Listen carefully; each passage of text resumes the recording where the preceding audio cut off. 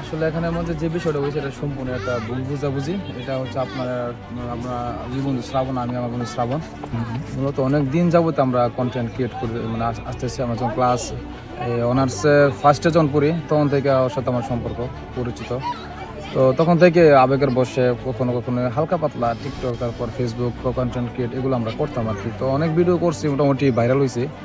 তো আসলে আমরা সমাজের বাস্তবতা, তারপরে ফানি কন্টেন্ট এগুলো মূলত আমরা বানাই, বুঝছেন।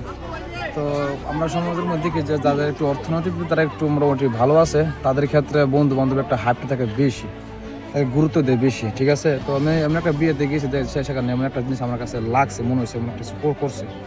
তো যখন আমার বিয়ের টাইমিং আসলো, পরবর্তী আমি আমার বন্ধু শ্রাবণকে বললাম, দেখ শ্রাবণ, চল আমি একটা মানে যে আমি দেখছিলাম ভিডিওটা, এইটাও একটা ভিডিও করবো। এটা দেখছি একটা স্ক্রিপ্টেড ভিডিও।